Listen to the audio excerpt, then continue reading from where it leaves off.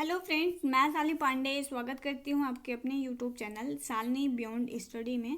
आज बात कर रहे होंगे यूनिट इंक्लूसिव एजुकेशन की यूनिट 1 के बारे में, जो कि आपका है meaning and concept of diversity. आपको यहाँ पे 1.1 के अंतर्गत विविधता का अर्थ और अवधारणा समझनी है।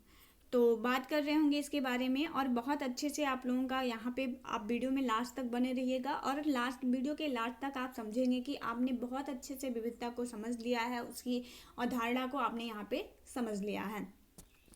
तो सबसे पहले समझेंगे विविधता का अर्थ।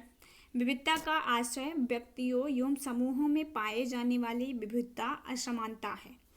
विविधता का जो मतलब होता है वो होता है कि व्यक्तियों में, ठीक है, व्यक्तियों में क्या है, जो अंतर पाया जा रहा है, व्यक्तियों में पाया जाने वाला जो अंतर होता है वही अंतर आपकी क्या कहलाती है, विविधता कहलाती है। विविधता क्या है कि अर्थ में स्वीकृति एवं सम्मान सन्निहित होता है। जब आप विविधता के बारे में समझ जाते हैं तो आप क्या है कि लोगों की एक सम्मान की भावना जो है, एक सकारात्मक सोच जो है वो लोगों के अंदर जो है वो विकसित हो जाती है। तो विविधता अपने आप में एक पॉजिटिव वर्ड होता है।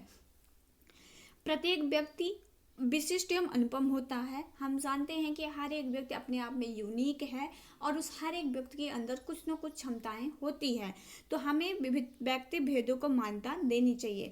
आप समझेंगे विभिन्नता जो है वो लिंग, सामाजिक, आर्थिक, राजनीतिक, आयु, शारीरिक क्षमताओं, धार्मिक विश्वासों और वैचारिक पहलुओं के आधार पर हो सकती है। विविधता क्या है? विविधता है अंतर। लोगों के बीच में जो अंतर पाया जा रहा है वही आपकी विभिन्नता है। तो ये विभिन्नता, ये असमानताएं जो हैं वो लिंग के आधार पर हो सकती हैं, सामाजिक, आर्थिक, राजनीतिक स्तर के आधार पर हो सकती हैं। सभी का समाज अलग अलग है। आप जिस स्थान पे हैं वहाँ के रूल्स, वहाँ के रेगुलेशन कुछ अलग होंगे।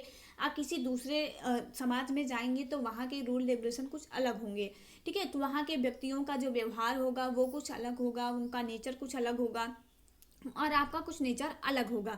तो ये है कि लिंग के आधार पर भी, सामाजिक, आर्थिक, राजनीतिक स्तर के आधार पर, आर्थिक रूप से अगर हम समझें तो आर्थिक रूप में कोई बहुत ज़्यादा अमीर, कोई बहुत ज़्यादा गरीब, कोई निम्न स्तर का, कोई मीडियम में, तो ये सभी आर्थिक रूप से भी लोगों में अंतर पाए देखने को मिलता है। राजनीतिक स्तर पर भी लोगों में अंतर देखने को यहाँ पे मिल जाता है। आयु के आधार पर भी बच्चों में अंतर पाया जाता है। बच्चों में शारीरिक क्षमता के आधार पर भी अंतर पाया जाता है। जैसे 7 साल का दो बच्चे हैं जो कि 7 साल के हैं, लेकिन अगर हम बात करें उनकी शारीरिक क्षमता के आधार पर, तो शारीरिक क्षमता दोनों में डिफरेंस हो सकती है। अगर हम बात करते हैं तो धार्मिक विश्वास के आधार पर लोगों में अंतर पाया जाता है। जैसे कि आप जहाँ हैं वहाँ की हो सकता है धार्मिक मान्यता कुछ अलग हो, वो किसी दूसरे देवी देवता को मान्यता दे रहे हो, और दूसरी जगह जाएंगे तो वो किसी अन्य देवी देवता को मान्यता दे सकते हैं। उनका जो धार्मिक व्यवहार है, उनका जो धार्मिक स्तर है वो कुछ अलग हो सकता है, आपका धार्मिक स्तर कुछ अलग हो सकता है। तो ये है कि धार्मिक विश्वास जो है, लोगों के जो अंदर जो धार्मिक विश्वास पाया जाता है उसमें भी अंतर पाया जाता है। तो लोगों में पाया जाने वाला यही अंतर, जो कि लिंग के आधार पे, धर्म के आधार पर, शारीरिक क्षमता, आयु के आधार पर होता है, यही अंतर क्या कहलाता है, विविधता कहलाता है। आगे बात कर रहे होंगे विविधता की अवधारणा के बारे में कि क्या है विविधता की अवधारणा। तो विविधता की जो अवधारणा है, देखिए हमारा जो भारतीय समाज है वो विभिन्नताओं का देश है। यहाँ पे बहुत सारी तरह तरह के लोग निवास करते हैं। बहुत सारी यहाँ पे जातियाँ एवं उपजातियाँ भी पाई जाती हैं। अगर हम बात करते हैं तो अनेक प्रकार की जातियाँ, उपजातियाँ यहाँ पे पाई जाती हैं। उनमें लोगों में ऊंच नीच का भी स्तरीकरण यहाँ पे आपको, यहाँ भारत में आपको देखने को मिल जाता है। तरह तरह के लोग, भाषाई आधार पर भी लोगों में अंतर पाया जाता है। अगर हम बात करें तो लोगों के खान पान, रहन सहन, वहाँ की जो वेशभूषा है उसमें भी अंतर पाया जाता है। तो इस प्रकार से हमें अनेक प्रकार के जो लोगों में अंतर है, अनेक प्रकार के जो विभिन्नताएं हैं उसके दर्शन यहाँ पे हो जाते हैं। तो ये जो आपकी विभिन्नता है ये किसी भी आधार पर हो सकती है, फिर चाहे वो जातियों के आधार पर हो, चाहे ऊंच नीच के आधार पर हो, मतलब कुल के आधार पर की कर दी गई हो, या फिर अगर हम बात करें तो भाषाई आधार पर आप विभिन्नता देखने को पा सकते हैं। लोगों के खान पान, रहन सहन, उनकी वेशभूषा के आधार पर आप डिफरेंस देखने को पाएंगे।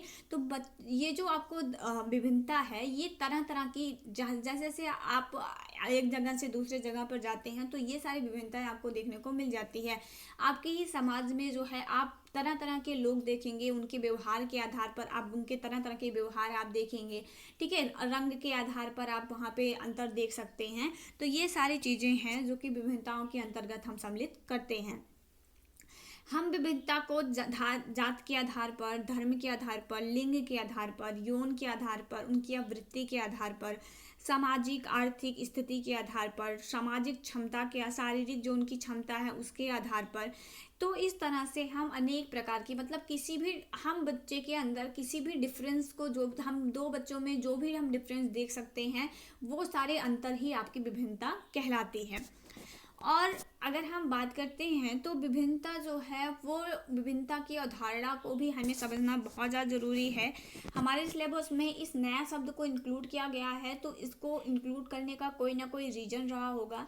आइए समझते हैं उस रीजन को। तो जो हमारे सिलेबस में इस विभिन्नता को शामिल किया गया, उसके पीछे का मेन रीजन था कि विभिन्नता के अध्ययन करने से क्या होगा कि हम लोगों के अंदर ये हो, एक सुरक्षित, एक सकारात्मक सोच जो है वो लोगों के अंदर जो है वो डेवलप होगी।